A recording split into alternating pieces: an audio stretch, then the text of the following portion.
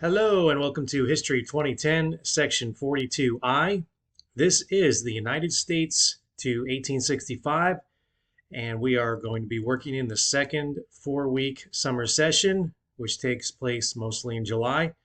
And I am the instructor for the course. My name is Dr. James McDonald.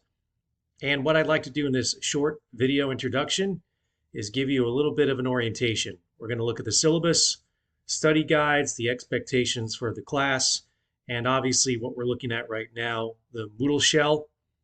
I've placed up in the first section some of the information that you need for the course, including the link to the textbook, which you can click directly on here. You'll need to establish a login with the publisher of the text, but this should take you right to our book. And the exams and the class is textbook driven. You're going to be doing readings, you're going to be working on study guides, and you're going to be taking the exams, which come from the study guide questions once a week. So obviously we've got a full semester compressed in 4 weeks. So it's fairly fast paced.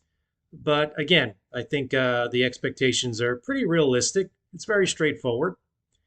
And I'll go over some other information in Moodle. But first, what we'll do is look at the actual syllabus, which I've got some documents opened up here. Let's go all the way back to the top. Okay. I have my office there, but I'm guessing most of you are going to communicate with me through email. I'm pretty good about answering emails in the morning, late evening, early mornings, kind of student hours. I don't keep the same hours probably as you do. But I'm pretty consistent about turning over email.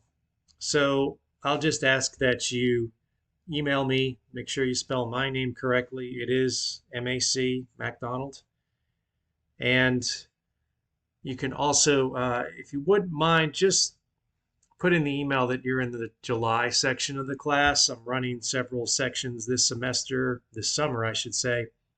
And so that's a good piece of advice for any semester, but especially in the fall and spring when your professors have multiple sections. So you may not know this, but we teach several classes a semester, 5, 6, 7, even more, believe it or not.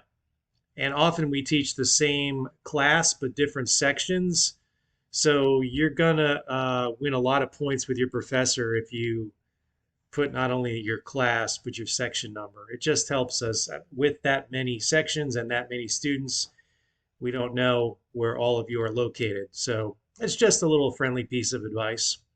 And for us, all you have to do is put, July, and that's fine. The book is referenced there. It's the Tyndall and Shy, America, A Narrative History in a World of Boring Textbooks. This one isn't bad, but you need to read it, and you'll have access to it, obviously, through IncludeEd, and that link should work to anyone who is actually enrolled in the class. So we're going to go pretty quickly. We're going to survey the America 1400, the coming together of different parts of the world at a rapid pace, the age of exploration, as it's often called, the age of colonization and everything that it brought along and dramatically changed the world. And we're going to go through the end of the American Civil War. So a fast-paced survey, and you will need to do the readings and keep up with them. Because, again, the exams are based on the readings. So we're going to have 4 exams once a week at the end of every week that we have class. And for the most part, they're open from Friday until Sunday, with the exception of the last week where we've got to get grades in and get things kind of organized for the end of the semester. They're not comprehensive. For example, the first exam covers the first 3 chapters, and the last exam should cover the last 3 or 4 chapters of the reading that's assigned. They are 50-question multiple choice exams, and you will have an hour to complete them. So you're going to want to make sure that you get ready for the exam. The exam questions come from the study guide, and I post the study guide at the beginning of every week. So as you're doing your reading, the first 3 chapters, for example, when it pertains to exam 1, you'll have a list of study questions. And matter of fact, I'm going to pull that up for us right here. So this is what each study guide will look like. So this happens to cover exam 1 because exam 1 goes into detail about and covers chapters 1 through 3. So there they are. Obviously, you can see here that there's 50 study guide questions and there's also 50 exam questions. Again, really straightforward. Okay. Let me go back to the syllabus. There we go. So with the exams, you get 4, but I'm going to drop the lowest one. So your lowest test grade is dropped. So 75% of your total class grade is made up of those exams. The other 25% comes from 4 discussions that you have to complete every Friday. The discussions are usually based on reading, or in many cases we do the crash course history videos, and you need to answer all of them. And they are to be answered with 150 words. Let me go back to the actual discussion board rubric. Rubric is kind of that, you're going to see that word a lot discussed. So basically it gives you the criteria for the discussion board. I'm not going to go through this in a lot of detail. Just make sure you answer the question sufficiently. Don't treat it as a glorified text message. Capitals, punctuation, and all that stuff does count. If you noticed, or maybe didn't notice, I will show you. At the very top of our Moodle page is our AI statement. AI is a thing now. It's a reality. And dealing with it as professors, we see a lot of work that's turned in. In the old days, by that I mean like 2 years ago, students would copy and paste things from the internet. That was just plain old plagiarizing. And you might think, oh, I took it off the internet fair and square. But if it's not your work, you've committed plagiarizing, which is cheating. I mean, we have a whole policy for our university having to do with plagiarism. So now that AI came along, we've got students who run some of their assignment criteria through AI. Fortunately, there's AI checkers out there. And so, if you plagiarize anything when it comes to your discussions, or if you use AI, you're not going to get credit. And as we put in the statement, it counts as academic dishonesty. I can't for the life of me figure out why students, at least in this class, attempt to plagiarize or use AI. I'll tell you one thing. These are very easy to do. The first assignment is a crash course on when is Thanksgiving, and you have the assignment right here. So what you want to do is, this is a PDF file. Here is your question. You have to respond in 150 words in your words. It's due on Friday. Their discussions are going to be due every Friday. And you go to watch the video, and you go to complete it right here. You click on this link, discussion 1, answer it here. Very straightforward. Again, if you complete all these and do them well, it's a 25% of your grade. If your test grades aren't what you want them to be, your completion of the discussion boards can help you. If you don't do the discussions or do them poorly or plagiarize, it can hurt your overall average. I'm just saying this because every semester it happens.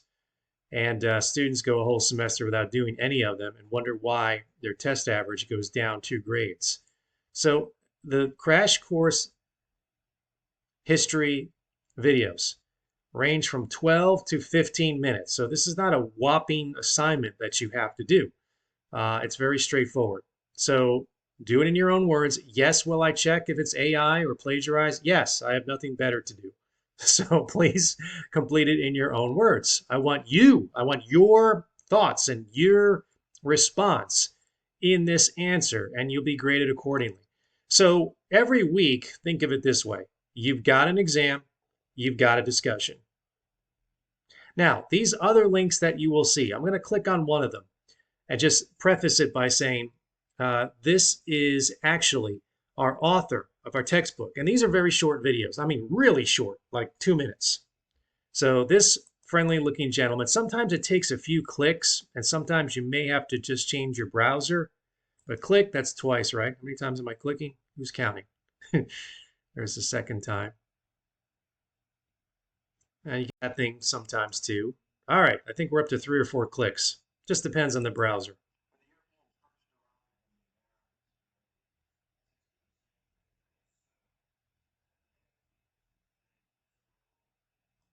Okay, not going to play the whole thing. That runs about 2 minutes.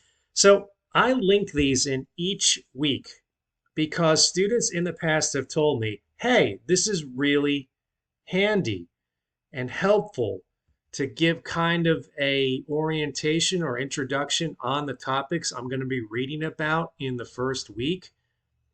So everything is right here that you need to complete.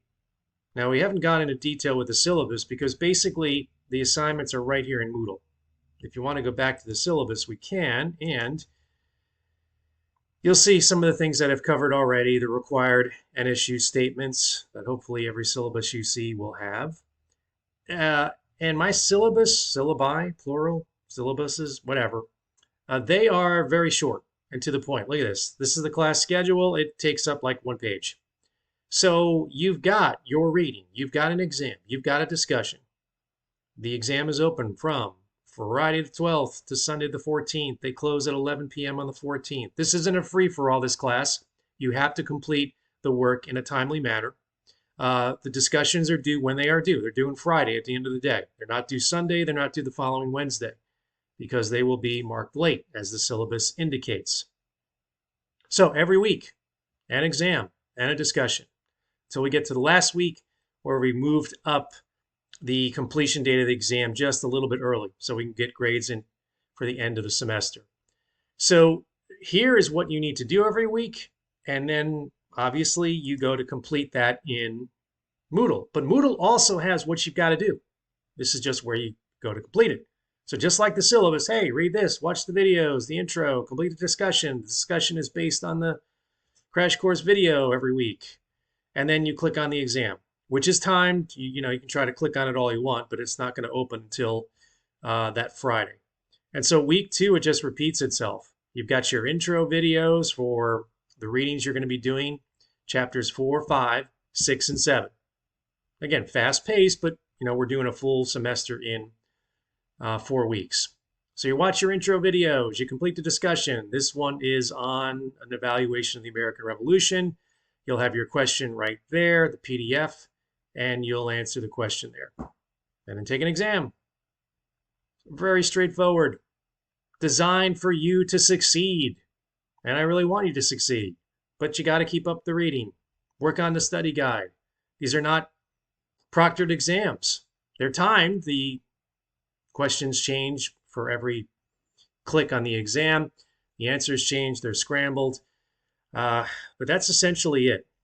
Very straightforward. Stripped down basically to an easy way to complete the assignments, to manage expectations, and for you to learn something, complete a class, and hopefully enjoy this subject, which I hope you do in the course of the semester. I know we're flying through it, but that's just the way it's going to operate this semester, for better or worse.